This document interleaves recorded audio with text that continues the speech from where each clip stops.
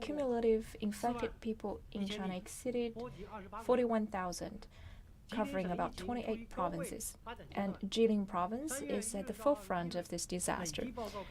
And the cumulative cases exceeded 22,000.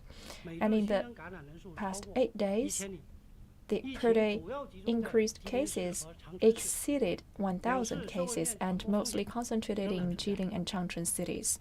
And those two cities are still bearing the brunt. And at this critical condition, COVID-19 prevention and control may be repeated, and it's quite a severe situation.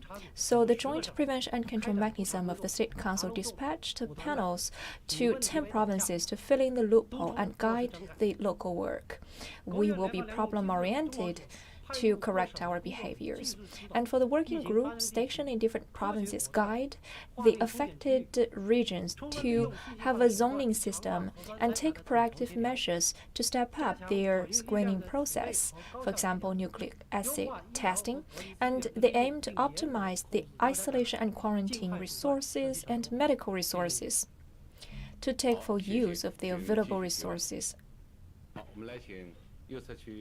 and curb infection and transmission. Thank you. Next question, please. 国家卫生健康委刚刚发布了区域新型冠状病毒核酸检测组织实施指南第3版，想了解一下第3版和之前的第2版相比，主要修订了哪些内容？ According to the 而且为什么 media, 会做出这样的调整？谢谢。 now we have version number 3 of the nucleic acid testing guidelines. So what is the updates in version number 3 compared to version number 2, and why are those readjustments? Madam Jia will take this question. Thank you for this question. In the past 2 years, nationwide, we have been amending and optimizing our implementation plans, and we also issued a guideline for nucleic acid testing. For example, in terms of the coverage, we've scaled up. We have the region-based nucleic acid testing guidelines. People will have less mistaken concepts. People tend to mistake our province-wide nucleic acid testing.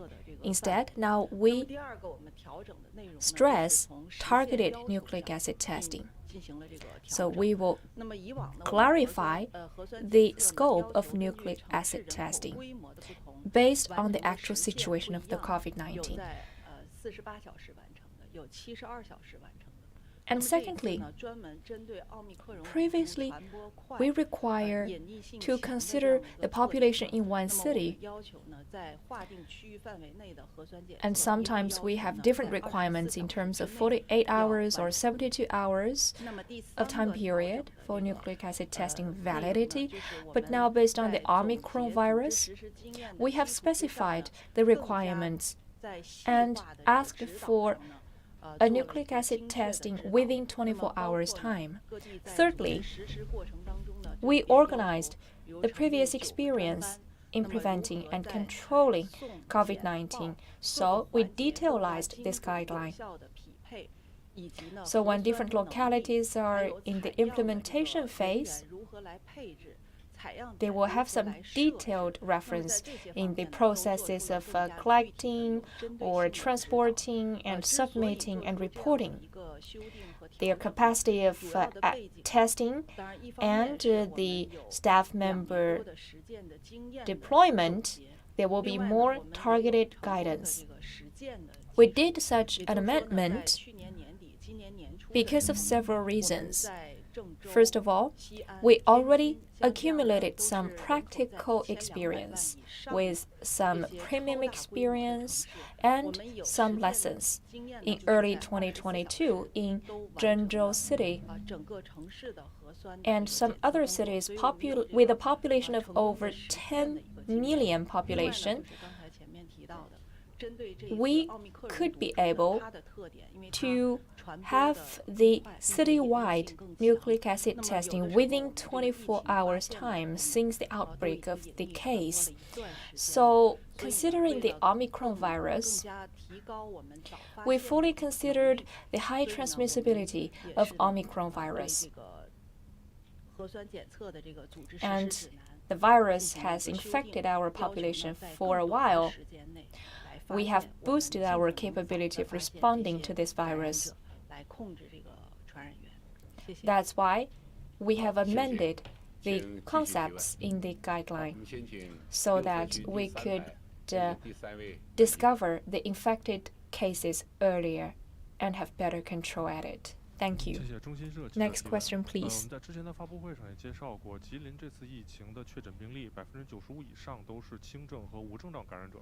想请问一下专家，如果在疫情之中，病例是以轻症或者无症状感染者为主的话， From China News Service. 之下，我们为什么还要继续坚持动态清零政策？谢谢。 Over 95% of the infected belong to mild cases or asymptomatic carriers. So my question is, if that is continuing this case, what will be our dynamic control measure? 输入的压力还是非常大的，因为从全球来看，新冠肺炎疫情仍处在大流行期，仍然是构成全球关注的突发公共卫生事件。尤其是我们国家周边的一些国家和地区，它的疫情还在上升的阶段，所以外防输入的压力依然存在。那么另外一个方面呢，当前我们国内本土已经呈现了点多面广、频繁的这个疫情的态势，所以内防扩散也是我们的一个重要任务。面对这些压力呢，那么必须还是要坚持我们既定的总的策略和总的动态清零方针。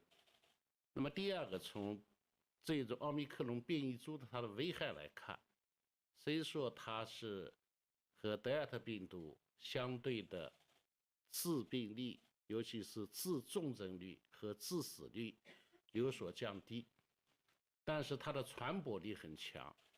那么这种强大的传播力使感染人数就成为基数很大，一个大的感染人数乘上它的致病率或者致死率，就会形成一个绝对数大的一个重症的群体和甚至是死亡的群体。所以从相对说来看，你看它的似乎轻微，但绝对说来看，它的危害依然很大，所以我们还不能够忽视。特别要强调的是呢，现在的无症状感染或者轻症 to the fact that for the asymptomatic carriers and the mild cases, there is a rising proportion, and there are three reasons for that. The first one is the Omicron virus is more mild, and secondly, thanks to our vaccination popularization, there are some good outcomes. Once vaccinated, there will be a higher proportion of mild symptoms or even no symptom at all. Another key reason is that since we've already taken a series of effective control measures to prevent and curb the transmission and infection from the source, or we could be able to have instant discovery of the case once infected, so the symptoms will not be worsened. So we must take a reasonable attitude at the rising proportion of asymptomatic carriers and mild cases. And I would also love to stress the point that China has good conditions and capabilities of this policy of the so-called dynamic zero-case control. And in the past several years, we've already testified that such a dynamic zero-case policy is a very effective means and piece of experience that is in line with China's condition. Since last April, there have been some sporadic cases in certain places. Such partial outbreak was usually correlated with the imported cases. That is to say, internally speaking, we are clean. And that cleanness paves a very good foundation for our dynamic cleansing of all the cases, because the cases came from abroad in the first place. And secondly, our years of prevention and control practice proved our effective management system and emergency response capabilities. For example, vaccination. Just now, Director General Zhao mentioned that our quick nucleic acid testing capability has been proved. So we have the toolkits, and we are proficient at using those kits. And thirdly, Chinese population are very considerate. They actively coordinate with our fight against COVID-19. So they cooperate with our zero-case policy. Those are the basis, and we benefit from the significant support of the civilians, creating a favorable environment for our dynamic eradication of the cases. And we are still under the pressure of further transmission internally and the import of the case from abroad. That's why we are still committed to this general principle of dynamic zero case. Thank you. Next question, please. 好，我们先请左侧区第二排第二位穿深色衣服的记者。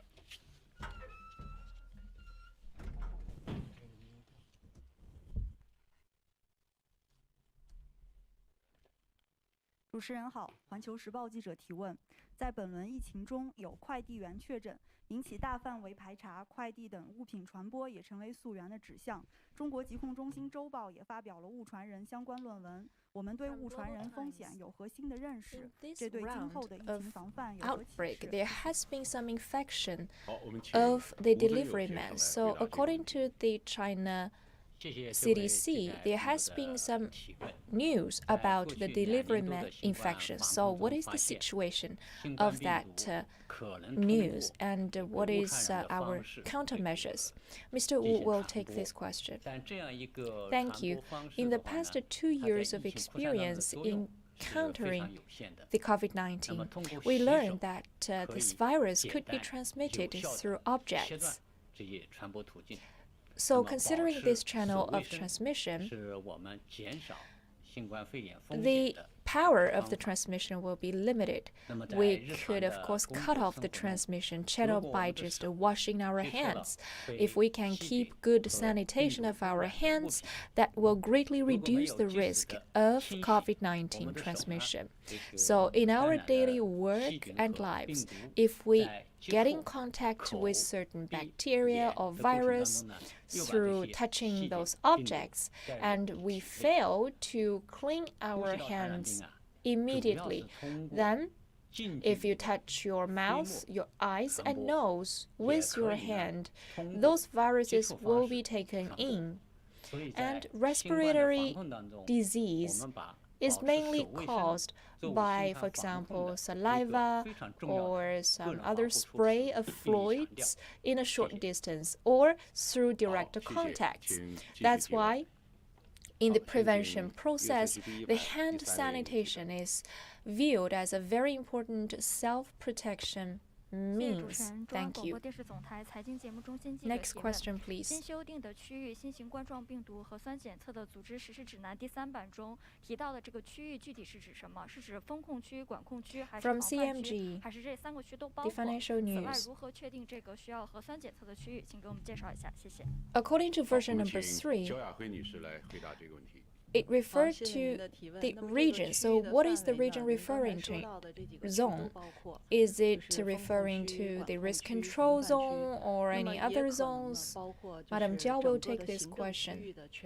Thank you. Speaking of the region, all of those mentioned, for example, risk control, management, zones and other zones, and even the administrative regions are included. But which one is it referring to? It depends on several factors. First of all, we must have targeted and precise sourcing. That is to say, we must get a full knowledge of the infected cases once we discover the positive case and we see the symptoms, how long can we trace back? And what about the traveling history of that person? How much of that information can be acquired and how many close contacts can we get in contact? If we do, how much information can we acquire from those close contacts? The more we get the information, the more accurate the region will be described. And secondly, if we have very stringent management policies, that's better for our zoning. For example, in the risk control zone, we ask the population to not step out of their doors. For the management zones, they are required not to get out of their neighborhood. If they go out of the neighborhood, or if they get out of the designated zones, there may be further transmission. So such a definition of the so-called regions or zones may have something to do with the distribution of the cases. Are they just sporadically happening in the form of dots, or are they concentrating in one zone? That will also determine our settlement of the zoning. So we must have very scientific sourcing and stringent management and control measures. On that basis, we will define the scope of the region and the zone. And also, such a description may change. We ask that ever since one round of nucleic acid testing, we will have instant judgment to see what is the influence and the scope of the influence of those infected cases. And also we must learn the source. For example, if we discover the cases in the collective quarantine positions, that means there is no risk of transmission in the society. So we will circling only the quarantined population for the nucleic acid testing. And in the risk control zone, the management zone, there may be some other channels of the cases. For example, in the wide society, that means there are some infection sources in the society. For example, some patients go to the fever clinic and they were found positive.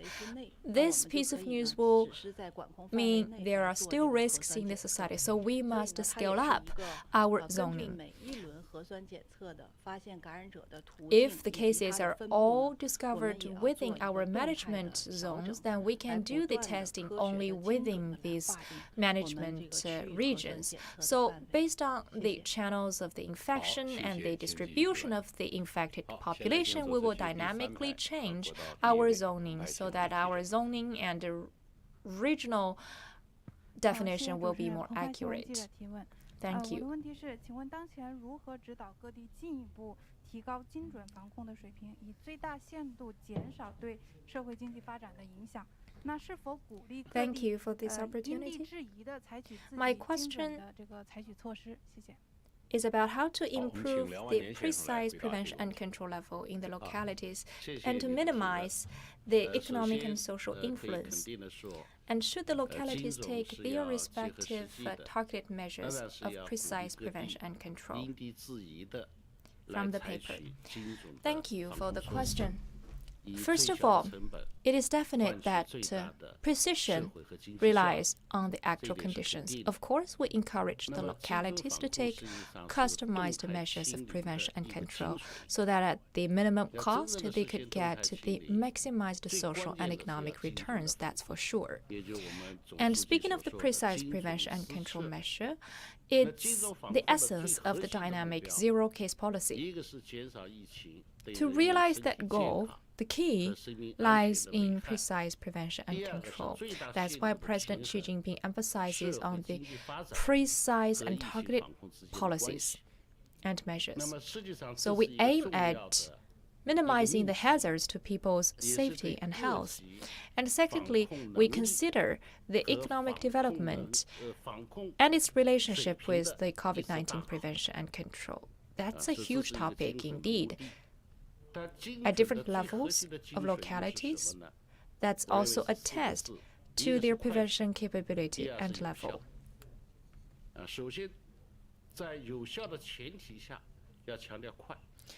And what is the core of precise prevention?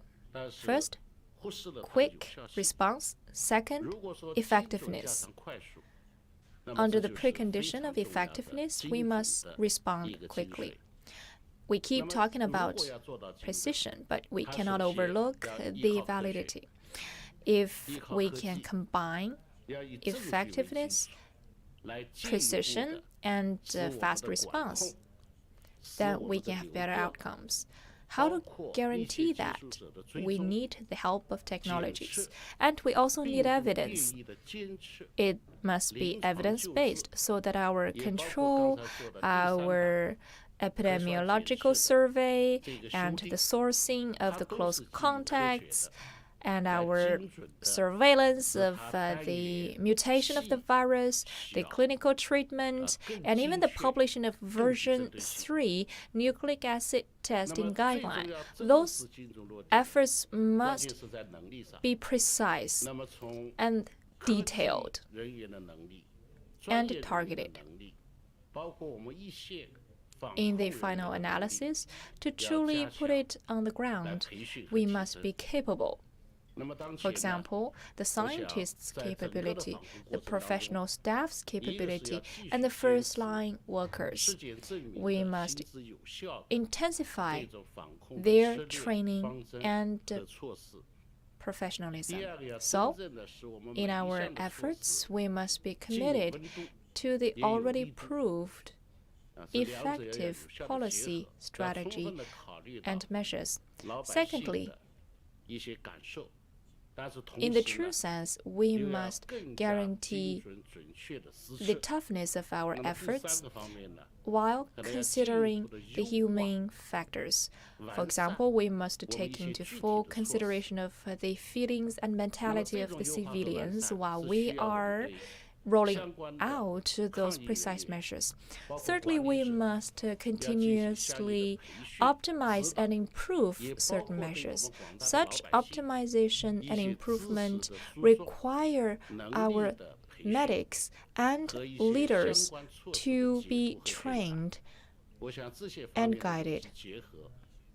And this also requires the knowledge transference to the civilians so as to build their capacity through the science promotion and knowledge promotion. With those combined, we will certainly improve the precision level of our measures. Thank you. Next question. 你们好，香港电台记者提问，请问一下，香港特区政府昨天就宣布暂缓这个全员核酸检测，那国家卫健委对此有什么看法？在没有全员检测的情 From 况 Hong Kong 下， TV. 香港可以如何找出一些潜在的患者，阻断传播链？那你们 Hong Kong SAR government has introduced the policy of the testing of all civilians. So what's your take on that? 谢谢你的这个 How 问题。 do you think 首先 is 要说的话， the better recommendation in order to 尤其是全民 identify 核酸 any 检测 potential 这个概 case? 念 Mr. 核酸 Liang, 检测本身是一个技术。 thank you for your 全民核酸检测 question.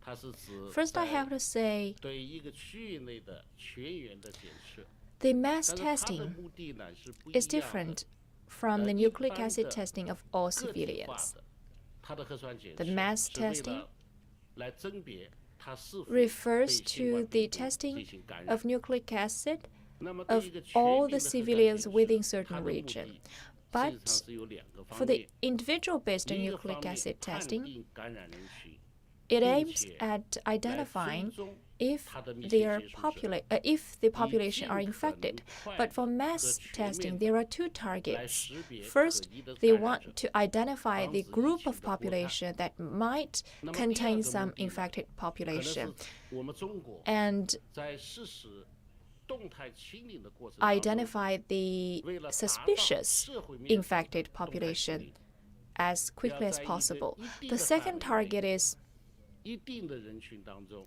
since China is rolling out the policy of dynamic zero case, 残存的 to hit that goal 未被发 at 现的 certain 感 scope, 染人员， and certain group of population, they will implement the mass testing policy in order to identify the remaining or unidentified infected population for further effective control.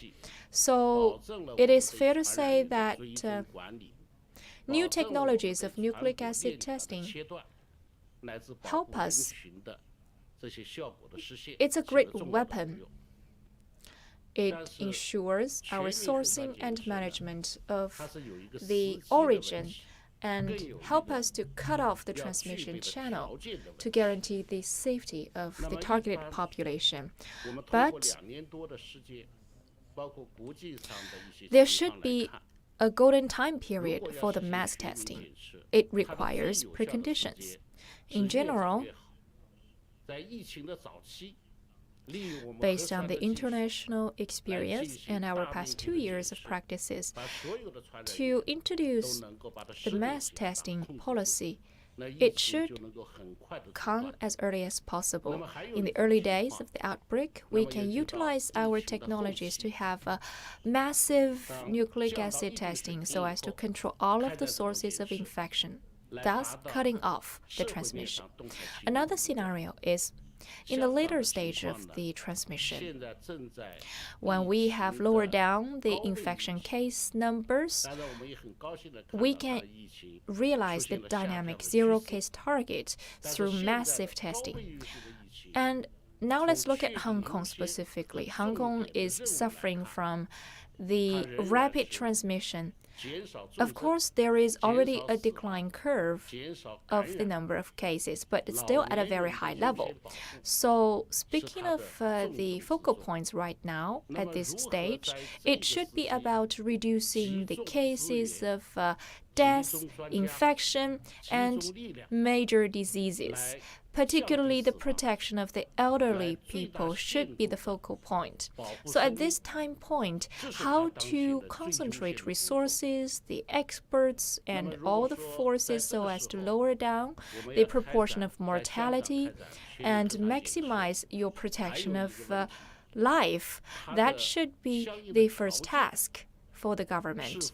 At this time point, if you conduct massive testing in Hong Kong, there will be one problem incurred. For example, do you have abundant preconditions for the massive testing? For example, after testing, for the close contacts and the infected, do you have a tracing mechanism in place? Do you have enough space for quarantine? And do you have sufficient manpower to manage the infected? So you have to make a sensible judgment of the time for massive testing. So I think the current decision is evidence-based. The Hong Kong SAR government has to consider the priorities of this stage. That's why it doesn't conduct the testing of all the civilians right now. And secondly, I would love to explain that the current policy of not having massive testing doesn't equate with doing nothing at all, because they have three priorities and some other strategies. They are fighting against the COVID-19 with some good outcomes. So even without massive nucleic acid testing, it doesn't mean they drop the vigilance of prevention and control. Instead, to me, the Hong Kong government is considering the situation of the regional situation of the COVID-19 transmission and chooses to optimize the sequence of the measures.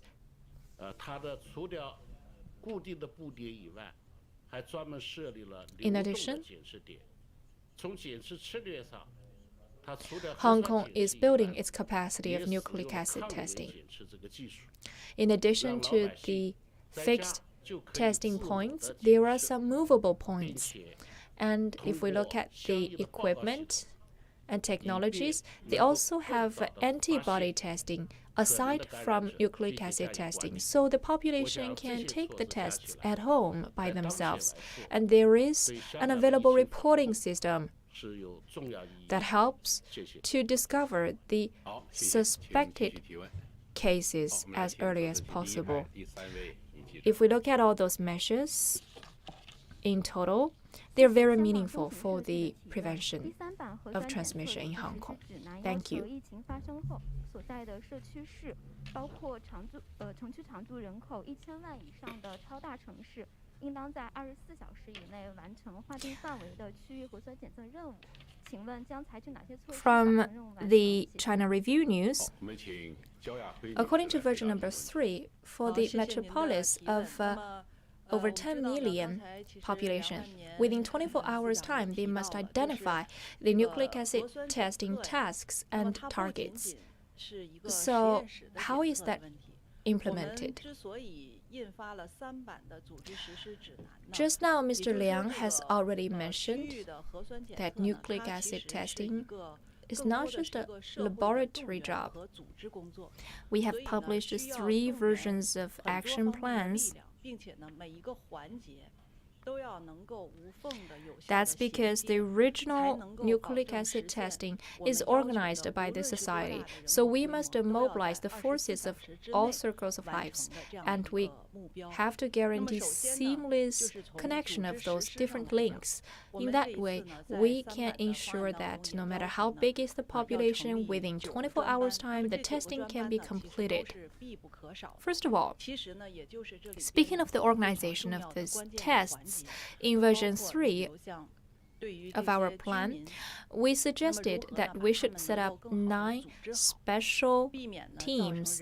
They're necessary because in some very important segments, for example, for the population living in certain region, we have to consider how to organize the people to avoid a very dense gathering of population and, furthermore, cross-infection. So we must better dispatch and deploy our staffing. And the transportation of the samples is very important. If we have efficient transportation, then within a very short time, we can efficiently match the samples with the lab. And the lab nucleic acid testing capability must be tapped. So we hope to give full potential. In one way, we don't want to have a stocking of the samples in the lab, loading the lab, and for another, we hope to make full use of all the equipment and machines in the lab so that no one machine is left unused. So the transportation, sampling, reporting, and testing processes are all very important. Once the information of the result comes out within the shortest time. For example, we test 1 positive per 10 population. We must quickly identify the 1 person that is infected among 10 population tested together with him or her and transfer that person to the hospital as quickly as possible. So that requires organizational capability. Secondly, our testing capability is important. Since 2020, the nucleic acid testing capabilities have been developed through all the localities. That's the starting point. The local capability of nucleic acid testing, if falls short of the demand, then we will have a large number of movable testing points. For example, the vehicle-based, the shelter-based, movable testing points. The capability of testing might be enlarged to accommodate 200 or 300,000 population. Number 3, information support. We must take informatized means so as to guarantee accurate and seamless connection of all of those stages. For example, we must have the information matching of the situation in the lab and the sample taking, and through ICT means, when we find a positive in a mixture of samples, we must be able to locate those people in the city so that they will not further move freely in the city. That helps us to identify the positive case. Information support is very important because previously in the early days, some of the sampling points have collapsed. So the information and network support is very important. Fourthly, we have introduced the antibody testing. The combination of nucleic acid testing and antigen testing help us to identify the infected population very quickly. For example, in Jilin, in the universities, we introduced the combination of the antigen testing and nucleic acid testing. We've accumulated some very premium experience.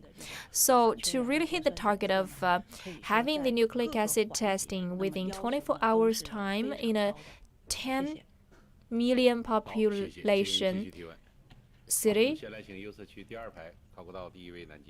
then we need to have very high requirement of support. Next question. 疫情啊，是这个频率是越来越多了，然后感染人数也越来越多，波及的范围也越来越广。那么，请问如何看待当前我国严峻的这个疫情形势？与之前的疫情相比有何不同？谢谢。 Now we see an increasing number of the infected population with wider influence. So what's your take on the current domestic situation and what's its difference from the previous rounds? Mr. Wu will take this question. Thank you for the question. And we can look at this round of COVID-19 from 4 perspectives. First,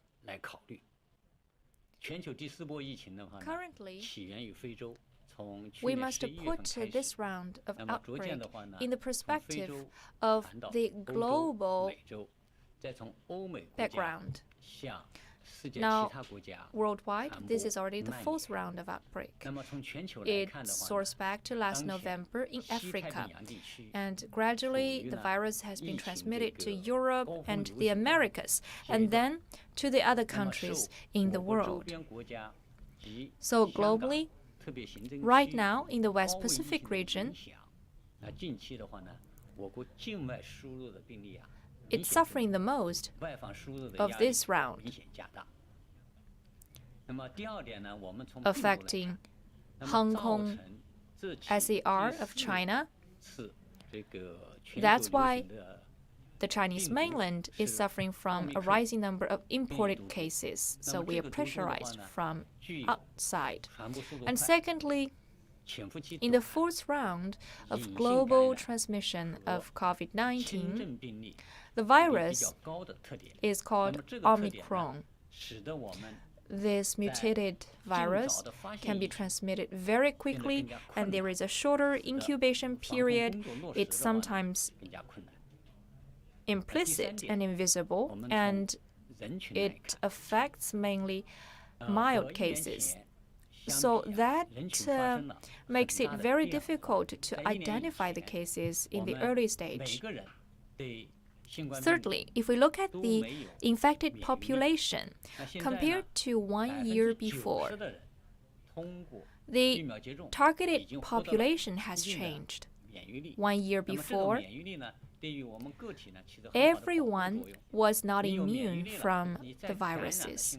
But now, through vaccination, 90% of our population have the immune system, so that's protective. if you don't have the immunosupport, if you have the immunosupport and you're infected by the virus, you will have mild symptoms or even no symptom. That's a good news for everyone because the virus can no longer cause huge damage to your body. But from the perspective of the prevention and control work, a lot of the mild and asymptomatic carriers make it more difficult for our identification and control. Fourthly, let's look at the asymptomatic carriers alone. For the same group of asymptomatic carriers, those asymptomatic carriers 1 year ago and right now play different roles. 1 year before, since there was limited number of asymptomatic carriers, they play very limited role in the transmission picture. But right now, because of the large number of mild cases or asymptomatic carriers, this group of population plays a very big role in the transmission process. So that adds more difficulties to our control work. Based on the above-mentioned 4 reasons, we are still committed to the policy of dynamic zero case. But we have higher level of difficulty to hit the target compared to before. So once discovering the virus, we must act more quickly and thoroughly.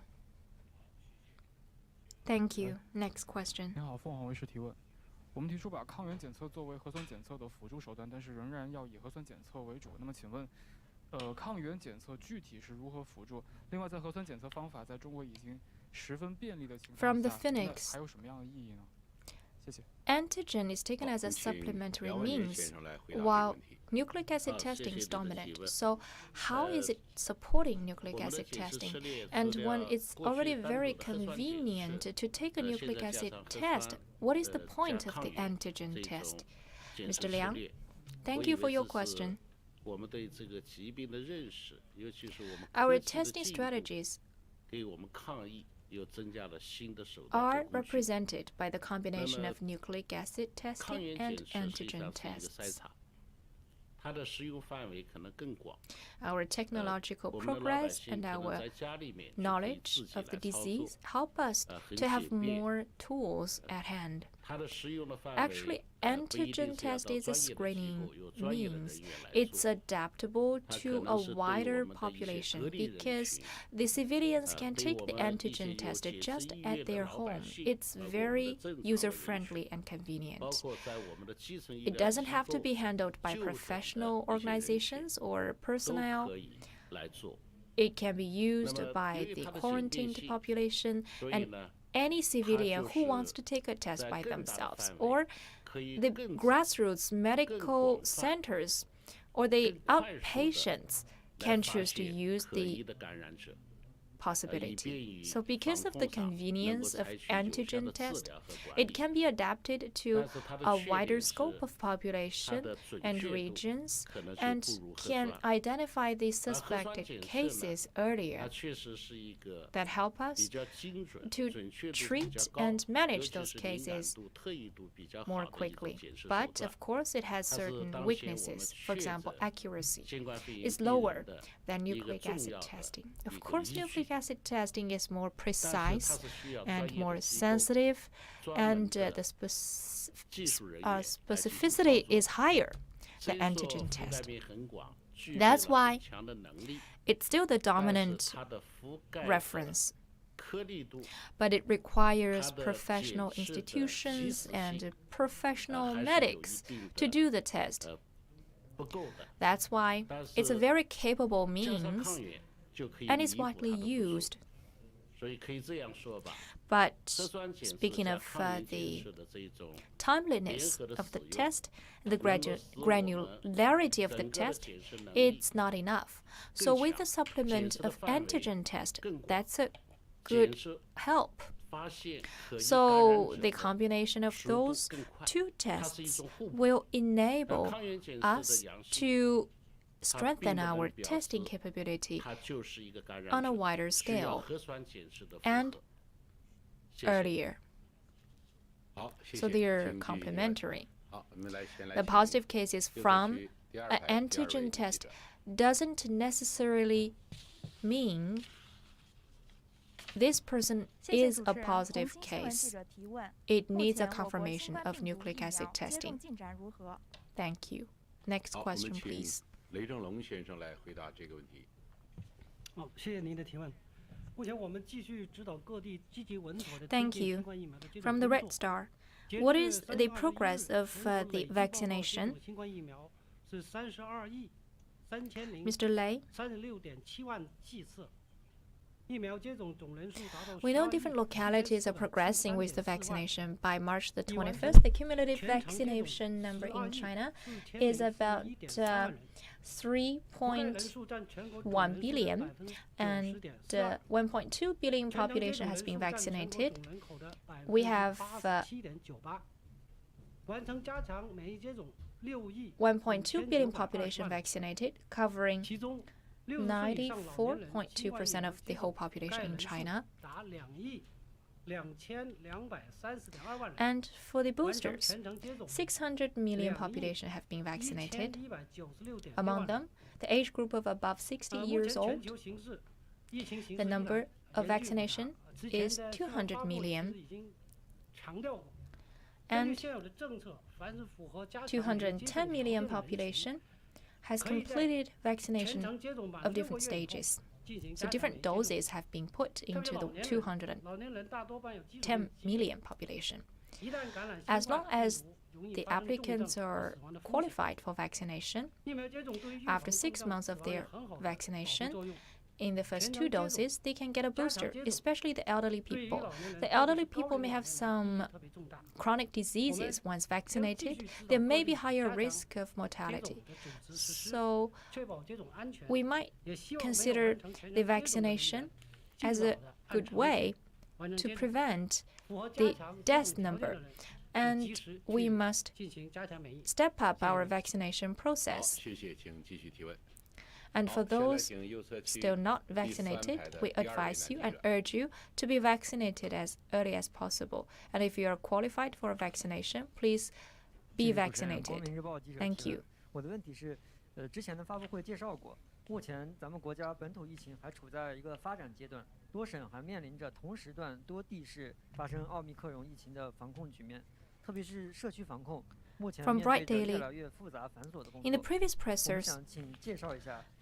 Now, the virus is still developing. Different provinces and multiple municipalities are facing with Omicron threat. Especially in the neighborhoods, it's very complicated to prevent it. So could you please introduce more about this? In the current situation, what should be the focus and the main means of the neighborhoods? What are the loopholes? How can we improve it in the neighborhoods? Mr. Liang? Thank you for the questions.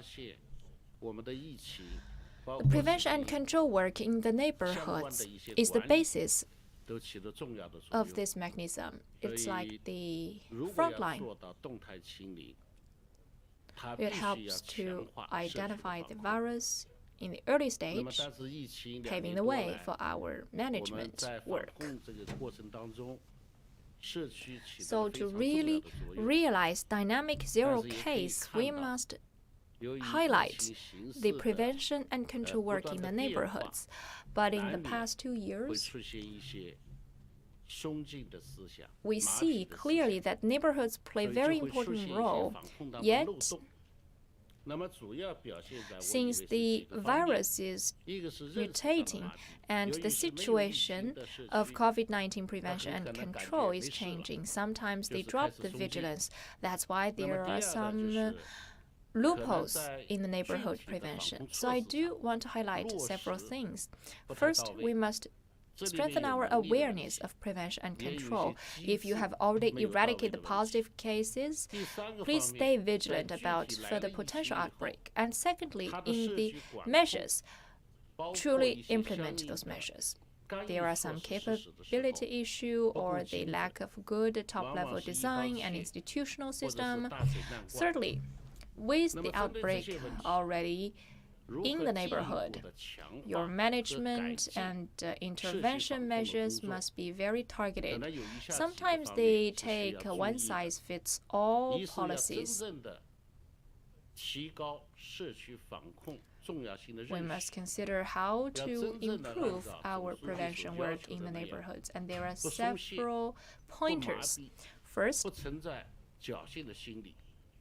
we must truly improve our awareness of the importance of neighborhood prevention. Guided by President Xi Jinping, we must never slack in terms of neighborhood prevention and control of COVID-19, and we must have an accountability system. We must hold the neighborhood committee accountable. And secondly, the neighborhood committee is the closest to the civilians, so they must mobilize the participation of the civilians by, for example, publicizing the policy and the measures through effective education. The masses will acquire certain knowledge and especially the skills of self-protection. In the meantime, in the execution process, the neighborhoods must emphasize the humanity factors. For example, they must fully consider the difficulties of the civilians and truly get rid of the problems for the civilians, because since there are certain difficulties of the civilians to cooperate with the COVID-19 prevention and control measures, you must be able to help them get rid of those problems. That will pave the way for your prevention work. Meanwhile, whether you are in a risk control area or prevention area or management area, quick response is paramount, but the precondition of quick response is your capability. So for the staff members in the neighborhoods, there must be more training, so they will be more quick in response in a scientific and precise way. Last but not least, how to have coordination between the prevention and control in the whole society and the prevention and control by the professionals.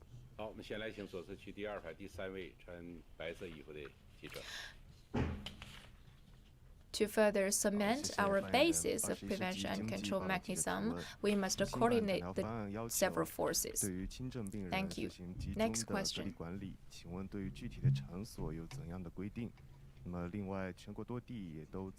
From the 21st century economy, according to the new plan, for the mild cases, there will be collective quarantine management. So what's the specification of the places for their quarantine? And many places are building the temporary shelter hospitals to accommodate those quarantined populations. So what is the situation of the construction of those temporary hospitals? Are they sufficient to meet the demand? Madam Jiao? Thank you for the question. For the mild cases and the asymptomatic carriers, in the previous presser, I've already answered this question. In terms of their quarantined positions, for example, they can be accommodated in the designated hotels, but I have to emphasize that those hotels must be separate from the close contacts hotels, because they are positive after all. And secondly, when the number of the mild cases and asymptomatic carriers is rising, that means there will be a larger number of the close contacts that require an isolation. So there will be a rising demand for the quarantine facilities. The conflict between demand and supply is quite tense. That's why many places are building the shelter hospitals right now. Ever since the outbreak of COVID-19 in Wuhan, such a shelter hospital was a good solution with Chinese characteristics. All the mild cases are collected in the shelter hospitals for better treatment and for the cutoff of the transmission. All the localities are adopting such an effective construction means of shelter hospitals.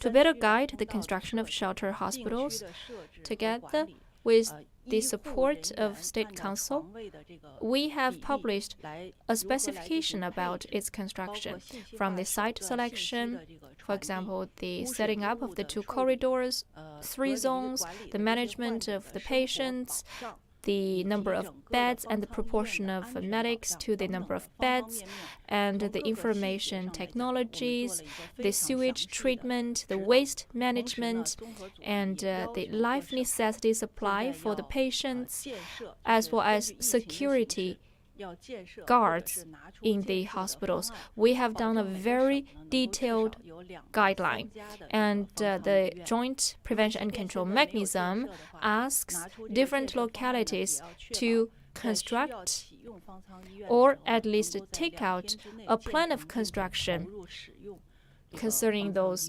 shelter hospital.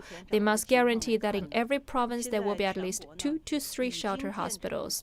If you cannot construct it right away, then you must have a detailed plan of being able to build the shelter hospital once needed within the first 2 to 3 days. Now let's look at the numbers. 33 shelter hospitals are already built in 32 provinces, and 20 are already completed in construction. And there will be about 35,000 beds in all of those shelter hospitals. They are mainly in Shandong, Yunnan, Hebei, Jilin, Fujian, Liaoning provinces. As to the effects of those shelter hospitals, the already built hospitals, when handling the transmission and the cases, they acted very quickly in admitting the mild cases and asymptomatic carriers, and they effectively relieved the pressure on medical resources and medical treatment. They can help to lower down the pressure on guaranteeing the medical treatment of normal diseases. And the last 2 questions will be allowed in the interest of time.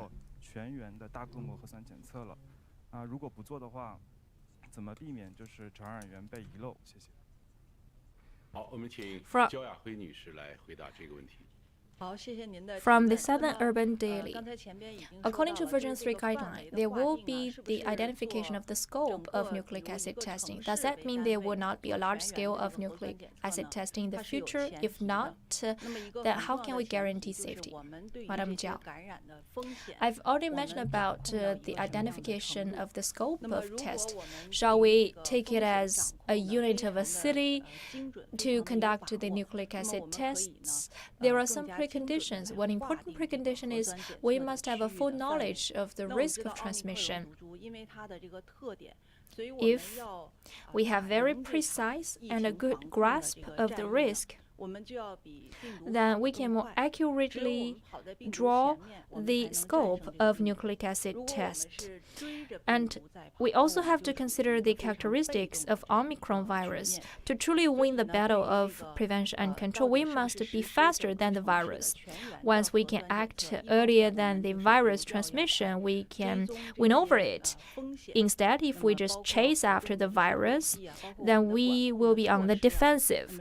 So will there be the massive nucleic acid test of the whole metropolis? We must firstly have quick epidemiological survey, for example, the historical traveling of the close contacts, and our management means must be put in place very quickly and precisely.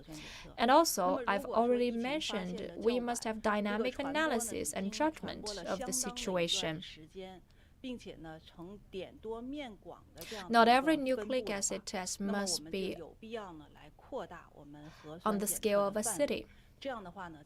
If it's discovered very late and the virus has been transmitted for a while and is distributed on a large coverage, then it's necessary to scale up our test. that can prevent any loss or any miss. And to further step up our test within our control, we must take into account the source of the infected population, and then think about narrow down our test coverage. In the final analysis, our aim is that the discovery of all the infected population is from the risk control region. Because if that is the case, we have controlled the risk in the society as a whole. We don't need to do a massive test. Thank you. 谢谢主持人。东方卫视记者提 Last question. 在本轮疫情中，除了病毒本身的传播性、隐匿性导致了这一轮疫情如此快的蔓延，是否也与一些人对于奥密克戎的认识不充分，觉得它只是一个大号的流感，倦怠放松的心情有关？ Thank you. From the Dragon TV. In addition to the invisibility and implicity of the virus leading to the quick transmission of this round of virus, the lack of awareness of people is also very important. So my question is, when the situation gets more complicated, what can we do to have the final victory? And how important is the attitude of persistence? Mr. Liang will take the last question. Thank you. As you said, in our prevention and control work, first and foremost, we must have full understanding, including the civilians and the first-line workers. Everyone is exhausted at this time. So in this round of prevention and control, everyone has contributed a lot despite the exhaustion. Everyone is fighting against this virus. That's why we care for the first-line workers a lot. They play a very important role. We care for them as much as we care for the civilians. We must accommodate their pursuits and their needs. So our caring and understanding of those workers are very important. And secondly, since this pandemic has lasted for over 2 years, and there are complicated external environment, it's inevitable to drop vigilance at certain points. That's why we still emphasize the importance of awareness. We must conquer the slacking attitude. That's very important. There are 3 misconceptions right now. The first one is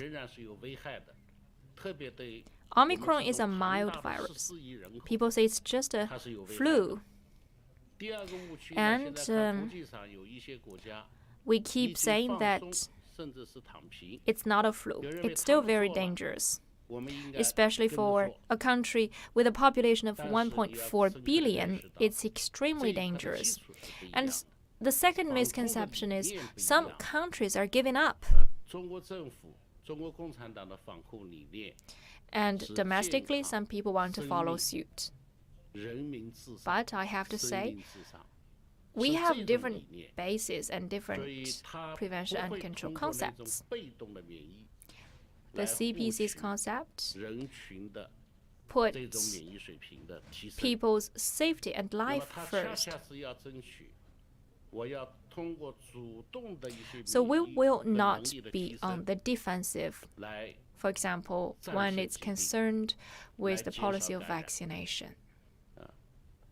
We want to take active measures of vaccination and capacity building in order to conquer this battle and reduce the number of infection.